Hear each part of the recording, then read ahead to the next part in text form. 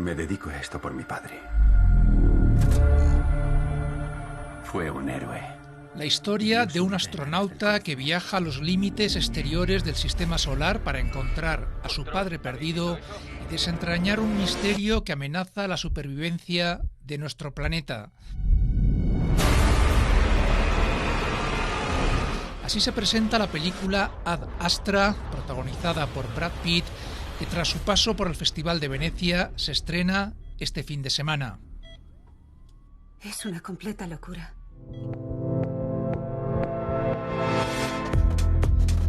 En nuestra mente está otra historia que no es de ficción, los 50 años de la llegada del hombre a la Luna, que hace unos meses estuvo en el centro de la atención mediática. Un 21 de julio de 1969, Neil Armstrong ponía el pie en lo desconocido.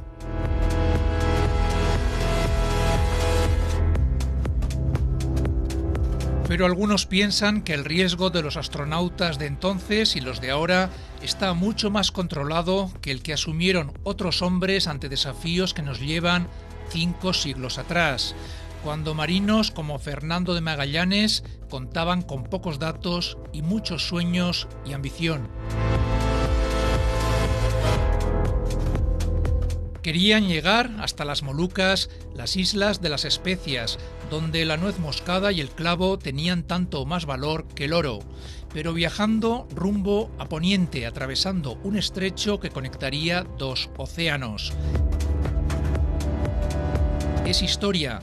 Lo que empezó el portugués en 1519 con 239 tripulantes, lo terminaría un español, Juan Sebastián Elcano, 3 años después, entre 18 hombres esqueléticos y enfermos. Hicieron la primera vuelta al mundo. ¿Estamos ante la antesala de lo que conocemos ahora como globalización?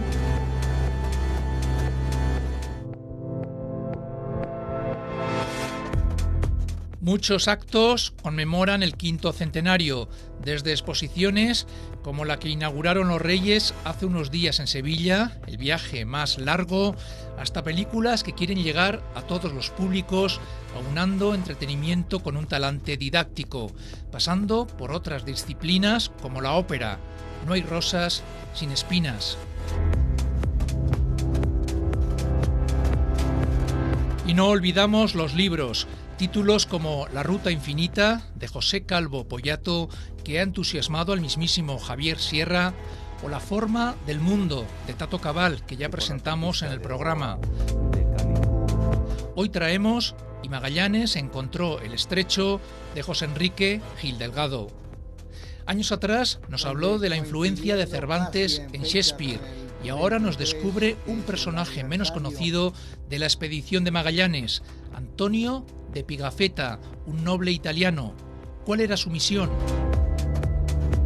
En el momento en que se descubre que el mundo, además de ser esférico... Hablamos con el escritor y con el vicealmirante Ignacio Orcada Rubio, representante del Ministerio de Defensa que participa en la Comisión Nacional del 5º Centenario. ¿Cuáles son los actos más destacados que están programados en los próximos meses? ¿Somos conscientes de la proeza de aquellos hombres que se lanzaban al mar, a lo desconocido? ¿Qué es lo que más les emociona de aquella gesta?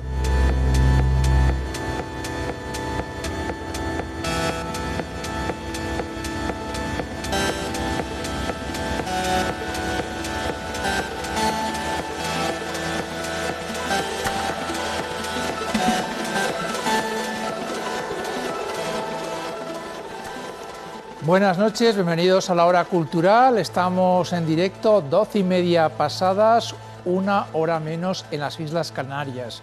Buenas noches, José Enrique Gil Delgado. Buenas noches, Antonio. Gracias por invitarnos al almirante y a mí a esta pequeña charla cultural sobre Magallanes, Elcano y la primera circunnavegación de la Tierra. Bueno, pues vamos a presentar al vicealmirante Ignacio Orcada Rubio. Bienvenido. Gracias, siempre es un placer venir a esta casa que contribuye tanto a la difusión de esta gesta tan importante.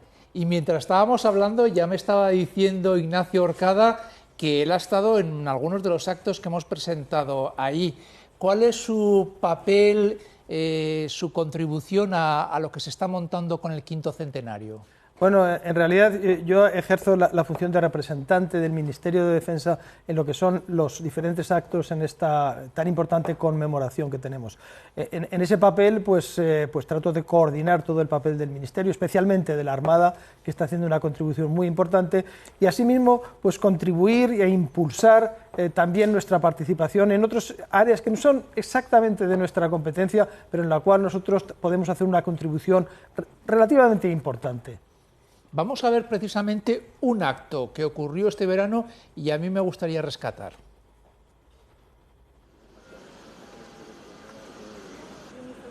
¿Qué estamos viendo, vicealmirante? Bueno, pues estamos viendo la conmemoración de la salida de la expedición desde Sevilla, cuando se cumplió el día que se cumplían exactamente los 500 años, y se hizo pues un homenaje, en primer lugar, a lo que fueron las votaciones, los marinos que salieron aquel día, los 239 hombres que dejaron el muelle de las Mulas en Sevilla y se lanzaron, como dijimos, a los desconocidos. Se está viendo ahora el estandarte de la conmemoración del 500 aniversario, y fue pues un acto realmente sencillo, pero muy sentido de lo que constituyó hace 500 años también la despedida de sus hombres. Muy bien. Por si da problemas a sonido, el reloj que no nos pegue en la mesa, vicealmirante, que no queremos perder ni una de sus palabras. Bueno, José Enrique Gil Delgado y Magallanes encontró el estrecho. ¿Por qué hemos titulado el libro? Además de una forma que ya es habitual en el escritor cuando nos trajo sus anteriores ensayos, novelas, ficción, sobre la relación entre Cervantes y Shakespeare, siempre pasaba también lo de los puntos suspensivos, había un elemento de suspense. ¿Por qué hemos titulado así el libro? Todos los libros los titulo con esa introducción de 3 puntos suspensivos, y porque son algo que da continuidad a hechos, a acontecimientos que todos conocemos. Entonces, lo que yo quiero plantear en mis novelas de ficción histórica, como yo las llamo, es precisamente esa continuidad, esa parte que no es tan conocida por el público en general. Conocemos al marino portugués, conocemos al español Juan Sebastián Elcano, de Guetaria, Guipúzcoa, y ahora nos pone sobre la pista a alguien que ha pasado a la historia, pero que pone José Enrique Gil Delgado en primer plano. ¿A quién vemos? Vemos a Antonio de Pigafetta, que era un noble, como él mismo se llamaba, un gentilhombre vicentino de la ciudad de Vicenza, de la República de Venecia, y que por una serie de avatares, una serie de circunstancias, participó en esta primera circunnavegación, como dice el almirante que se debe decir, de la tierra. Entonces, este hombre era un hombre muy culto, había estudiado en la universidad, hablaba francés perfectamente, aparte de italiano, como era lógico, pero era un amante de lo que era la cosmografía, la geografía, y además era un gran narrador. De hecho, hemos tenido la enorme suerte de que él haya sido el narrador de toda la circunnavegación que se llevó a cabo en esta aventura, que realmente es la hazaña naval más importante de la historia de la humanidad.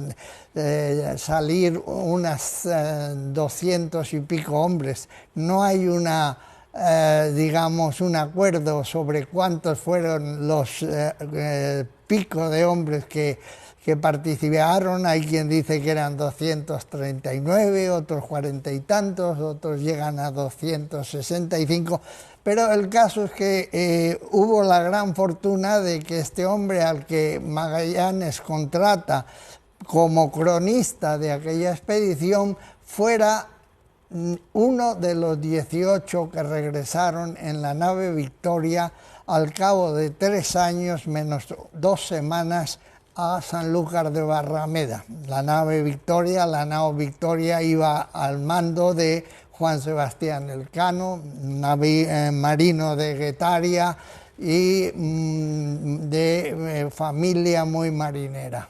Entraremos enseguida en cómo se monta esa expedición. El portugués Fernando Magallanes sufrió un poco el rechazo, el rapapolvo del rey de Portugal y encontró en el rey Carlos I de España pues la puerta abierta para montar lo que ya es historia. Hemos dejado preguntas en el aire, vamos a recuperar alguna de ellas. Decíamos al principio, Ignacio Orcada Rubio, que este viaje al espacio tiene otro tipo de control al que hacían aquellos osados marineros. Completamente. Últimamente, sobre todo cuando hemos estado conmemorando los 50 años de llegada a la Luna, pues se ha hecho un paralelismo entre una hazaña y la otra, sin quitarle mérito a la llegada a la Luna, pero es de una naturaleza distinta. Fue una hazaña de carácter técnico, muy importante, pero desde luego los riesgos a los que se enfrentaban los astronautas que llegaron a la Luna eran riesgos controlados, conocidos y en cierto modo asumidos. El riesgo que asumieron aquellos 239 hombres hace 500 años era lo desconocido. Tenemos que pensar, por ejemplo, que de todos los territorios que ellos navegaron, todas las aguas que ellos navegaron, no llevaban cartografía más que de la parte conocida, que no llegaba ni al 10% que recorrieron. El resto era desconocido, era enfrentarse a lo desconocido. Algo que no sucedía con los astronautas que tenían, pues ya desde el Houston que controlaba hasta su pulso cardíaco, pues era otra cosa. Estos hombres salieron sabiendo que la mayoría de ellos pues no regresarían. ¿Y por qué jugarse la vida? Que es algo que está en la novela de José Enrique Gil Delgado. ¿Qué buscaban? Porque lo de la primera vuelta al mundo vino un poco como consecuencia de los diferentes avatares, lo que hizo ya Juan Sebastián Elcano con la gente que le acompañó. ¿Pero qué buscaban? En realidad lo que buscaban eran las islas de las especias. Las especias en aquella época, en el año 1519, estamos hablando que fue la fecha de partida de la expedición, el clavo, la nuez, todas estas especias que hoy las tenemos en botecitos pequeños en cualquier supermercado, pues tenían más valor que el oro. De hecho, con lo que trajeron en la nao Victoria de especias en 300 y pico sacos, se pagó los gastos de la expedición y además hubo dinero de sobra para repartir y favorecer a todos los que regresaron de aquella aventura. En la novela se cuenta que no fue un viaje fácil, lleno de penalidades, empezando por el hambre, encontrándose con pueblos indígenas, otras culturas, incluso rebelión dentro de la tripulación. Para que el espectador se haga con la idea de lo que trae el libro y lo que es historia. Esta no fue una expedición fácil para nada. En absoluto, fue una expedición tremendamente difícil, no solamente ya en sus orígenes, que como comentabas antes, fue rechazada por 2 veces la petición de Magallanes, Fernão de Magallanes, que era su nombre original, nacido en Sabrosa, en Portugal, cerca de Oporto. Fue rechazado 2 veces esta petición por parte del rey Manuel I de Portugal y en vista de aquello Magallanes se decide junto con Ruiz Faleiro a venir a presentar ese mismo proyecto a la corte de España, al rey Carlos I, que estaba plenamente entusiástico con lo que eran las grandes aventuras ya de Cristóbal Colón y de los primeros grandes navegantes y descubridores. Núñez de Balboa, por ejemplo, había llegado ya al Pacífico en 1503, es decir, 16 años antes. Todo esto era una auténtica evolución y un continuo trajín en Sevilla, que era donde estaba la casa de contratación y de donde definitivamente, con esa aprobación que el rey Carlos I de España hizo en el 22 de marzo de 1518 en las capitulaciones de Valladolid, que por cierto también hubo una conmemoración hecha por el rey Felipe VI el año pasado en Valladolid. Todo esto condujo a que Sevilla se convirtiera prácticamente en la capital del mundo y de los descubrimientos. Pues vámonos a Sevilla, y ya que he mencionado a los reyes, recuperemos un acto que ha tenido lugar hace unos días. Ignacio Orcada Rubio, y usted también ha estado ahí. También he estado, también. ¿Qué es lo que se va a encontrar el visitante ahora con esta exposición? Bueno, la exposición que se inauguró en un lugar emblemático como es el Archivo de Indias, uno de los principales archivos del mundo, lo que se va a encontrar es una serie de documentos esenciales para entender lo que fue la circunnavegación, y esto es lo que tiene más valor. Lo que tiene más valor y lo que apreciarán seguramente más los entendidos, los estudiosos, los investigadores. Pero aparte de ello se encuentra una recreación, una presentación que hace mucho más comprensible para el gran público lo que fue esta gran gesta, que como ha dicho Enrique, fue la más grande gesta que ha habido marítima en el mundo. Pero no solo eso, fue una gesta que cambió completamente el pensamiento humano sobre el mundo en el que vivíamos. Y eso es la parte más importante de toda esta aventura tan notable. Decíamos al principio en la introducción, antesala de lo que conocemos ahora como globalización. Sí, exactamente, porque en contra de lo que vulgarmente se dice, que la primera vuelta al mundo sirvió para demostrar que el mundo era redondo o esférico, algo que ya se sabía desde los tiempos clásicos, lo que sirvió en realidad fue para descubrir que el mundo era navegable en su totalidad y que los mares, que antes estaban concebidos como lugares peligrosos, rodeados por los continentes, se descubrió que era al contrario, que lo que preponderaba en nuestro planeta eran los mares, no la tierra, y que esos mares no eran tan peligrosos, sino que eran el camino que permitía unir todos los continentes y todas las tierras. Y esos caminos fueron los que lanzaron la globalización, porque era un medio gratuito y libre para usar. Y si hacemos una comparación con lo que tenemos en nuestros días, vemos que tenemos también un medio libre y gratuito que está cambiando nuestro mundo, que es la Internet. Y la Internet lo está cambiando porque está globalizando el conocimiento. Bueno, yo creo que queda claro, la suerte de aquellos hombres es un poco también la suerte de nosotros en otra escala, ¿no? Ellos se comunicaban vía mar, nosotros con el ratón nos comunicamos con el punto más insospechado, con personas de otras lenguas. Vamos a recuperar otro protagonista clave, aunque levanta polémicas en toda esta expedición, que es Juan Sebastián Elcano.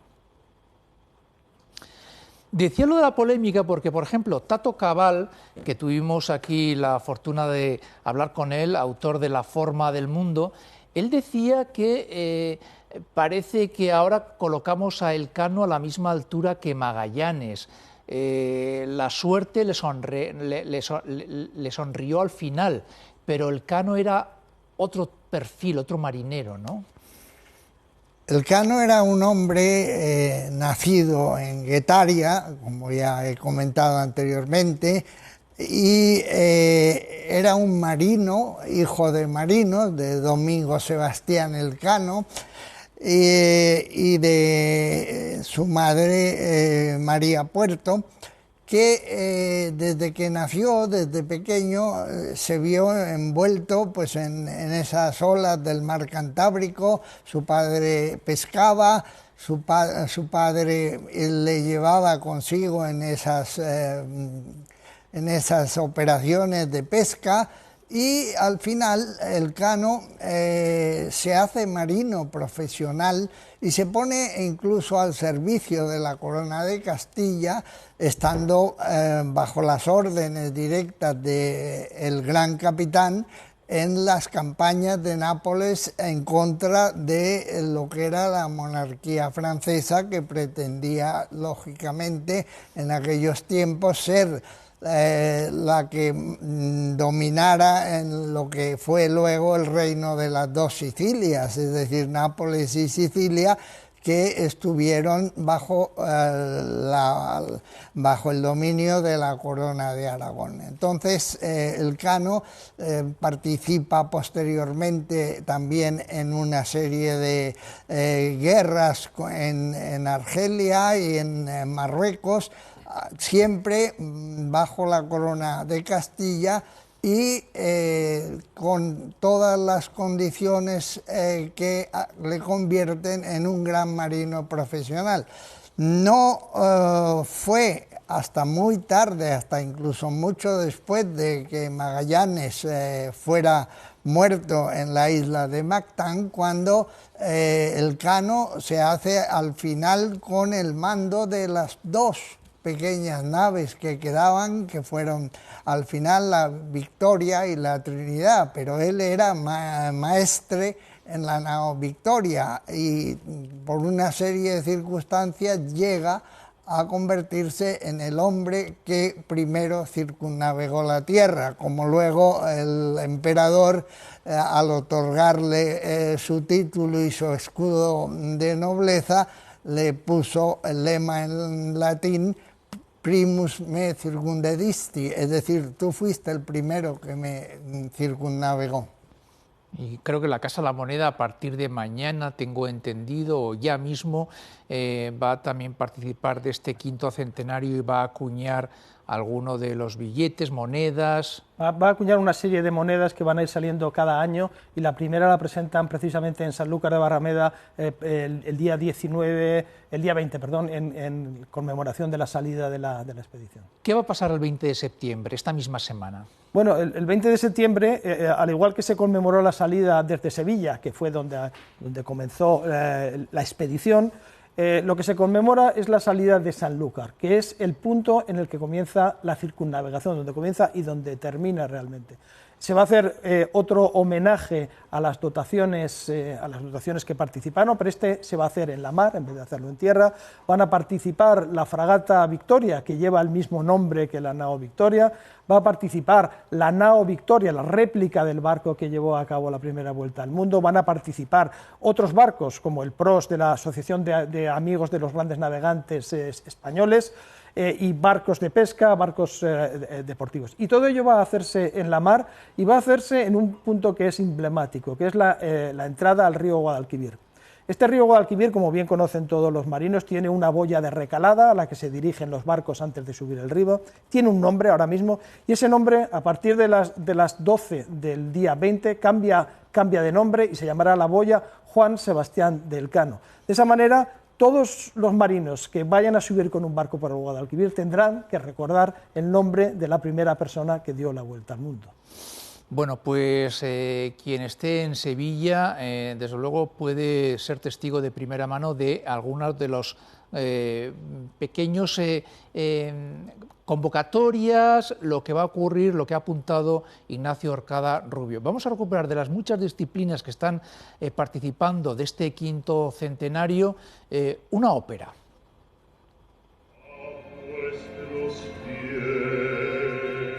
Es un montaje donde todo gira en torno a Magallanes, Elcano, como no puede ser de otra forma, pero también Beatriz, la mujer de Magallanes, y este libro cuenta más historias, ¿verdad, José Enrique Gil Delgado? La historia de amor de Beatriz y Magallanes también está. Efectivamente, Beatriz Barbosa era la esposa de Magallanes, habían tenido un primer hijo que se llamó Diego, y cuando Magallanes sale de Sevilla, pues hay una serie de hechos sentimentales entre él y su esposa, Beatriz, con aquella despedida tan triste que le hace que Beatriz llore a mares, y Magallanes se queda muy compungido con esta situación y decide, porque luego recalaron en Sanlúcar de Barrameda durante un mes y pico,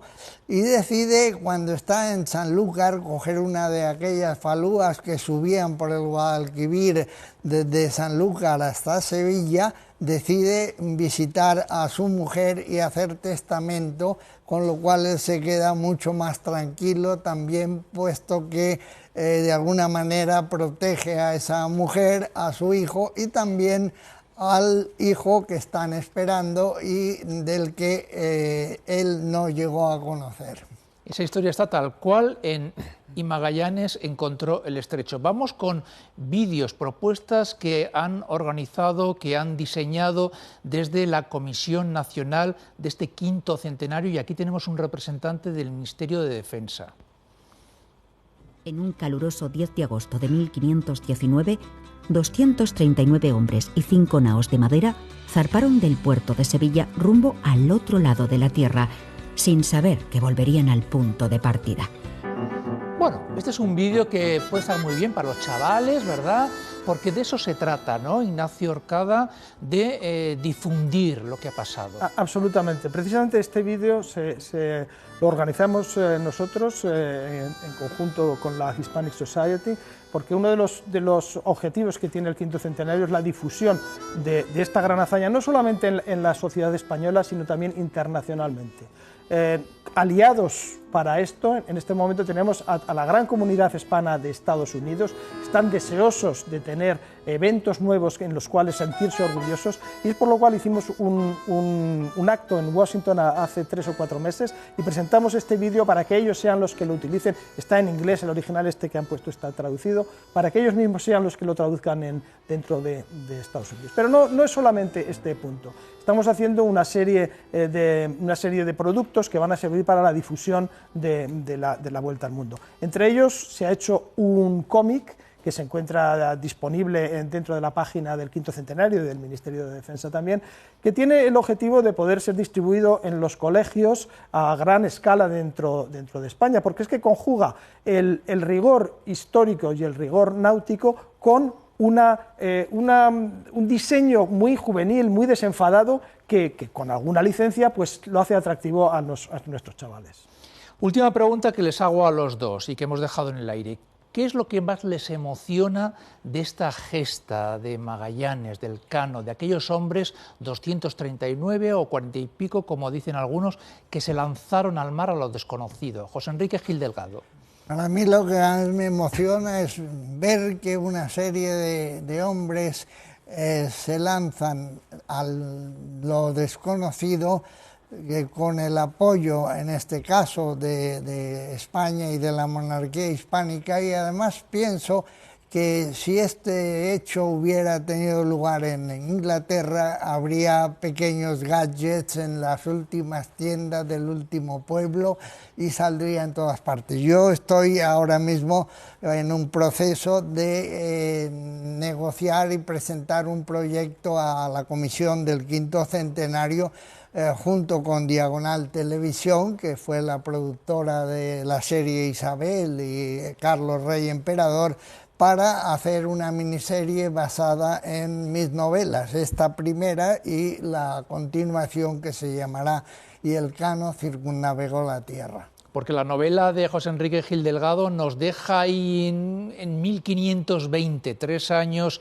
antes de que el Cano vuelva a Sanlúcar de Barrameda. ¿Qué es lo que más le emociona a usted? Bueno, a mí me emociona en primer lugar pues el valor, el coraje, la abnegación, la motivación que tuvieron esos hombres, sabiendo que muchos de ellos no regresarían y sin embargo continuaron hasta el final. Y entre todos ellos, como no podía ser de otra manera, la figura de Juan Sebastián Elcano, que yo pienso que ha estado un poco injustamente marginado en esta gran historia, porque no tenemos que olvidar, aparte de todo lo que nos ha dicho José Enrique, que cuando Juan Sebastián Elcano coge el mando de la expedición está a punto de fracasar.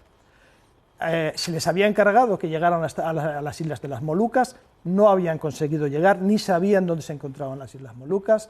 Su capitán general, Magallanes, había fallecido y había grandes problemas en quién iba a tomar el siguiente mando, y se encontraban en ese gran problema. Y él es el que, tomando el mando, con sus conocimientos náuticos, con su liderazgo, es capaz de encontrar las Islas Molucas, que es lo que había sido encargado por el rey en aquel momento, y no solo eso, sino que consigue dar la vuelta al mundo, algo que no se encontraba previsto en los planes. Pues aquí lo vamos a dejar, ¿eh? Muchísimas gracias, Ignacio Orcada Rubio, vicealmirante, representante del Ministerio de Defensa en esa Comisión Nacional del Quinto Centenario, por su elocuencia, por ponernos sobre la pista de cosas que se nos escapan y ahondar un poco más en eso. Expedición Elcano Magallanes, ¿no? Pues hemos dado unos cuantos datos y desde la ficción, siempre con hechos históricos, con ese Antonio de Pigafetta como cronista de todo lo que ocurrió allí. José Enrique Gil Delgado. Efectivamente, os agradezco mucho esta intervención porque además vale la pena que la gente conozca esta historia en estos momentos en que yo creo que debemos sentirnos muy orgullosos de nuestra Armada, de nuestra historia, que ha tenido sus sombras y sus equivocaciones, pero que en definitiva creo que ha sido una historia repleta de buenos hechos. Gracias a los dos. Gracias a los dos por venir a esta hora un poco intempestiva a hablar con nosotros en directo. Gracias también a ustedes por escucharnos. Hasta mañana.